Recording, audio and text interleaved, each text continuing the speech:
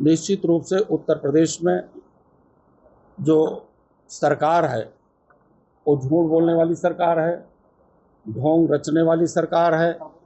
जनता को जिस प्रकार से झांसे में दे करके अपनी तरफ आकर्षित करने का काम किया है, अब जनता समझ चुकी है कि ये भारतीय जनता पार्टी के लोग संविधान को खत्म करने वाले लोग हैं, लोकतंत्र की हत्या करने वाले लोग हैं।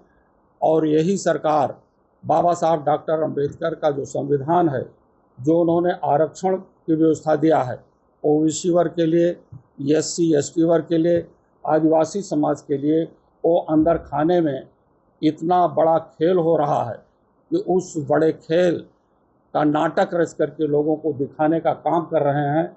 यही उत्तर प्रदेश की सरकार में जिस तरह से प्राइमरी टीचर्स की भर्ती में 69,000 की नौकरी में 19,000 नौकरियों के साथ पीडीए की नौकरी के साथ धोखा हुआ है।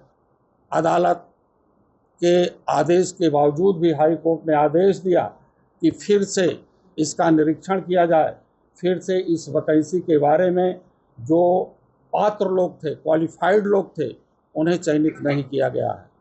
सरकार को आदेशित भी किया गया, लेकिन सरकार अंदर खाने से सुप्रीम कोर्ट भेज दिया गया है। इसलिए अभी आपने देखा होगा कि 5,000 फाइलें इलाहाबाद के ऑफिस में जला दी गई शिक्षा विभाग की। ये अपनी चोरी रोकने के लिए इस प्रकार से फाइलें जला रहे हैं। कैसी तिरंगा यात्रा?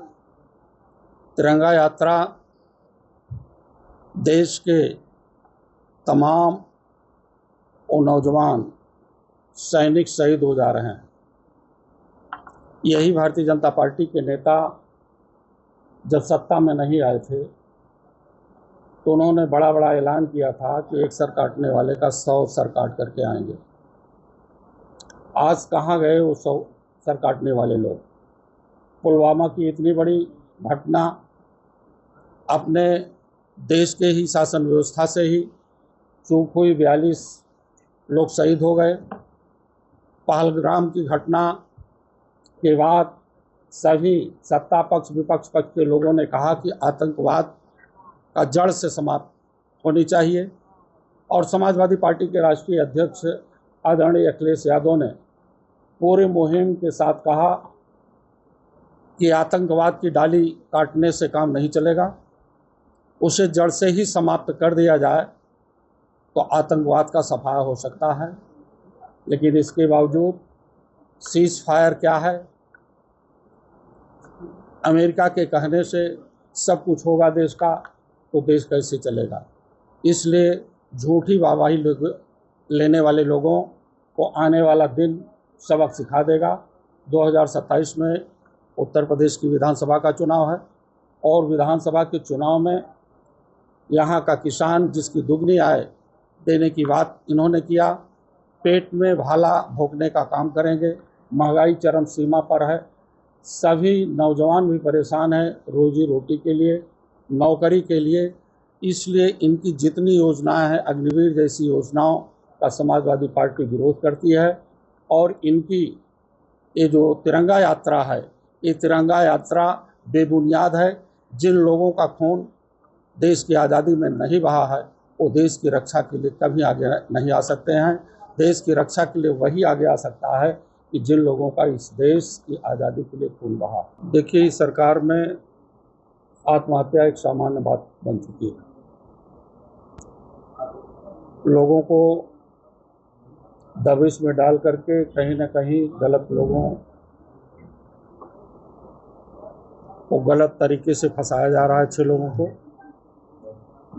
और जब वो पुलिस कस्टडी से बाहर हो जाते हैं तो उन्हें आत्मग्लानि होती है, और आत्मग्लानि होने पर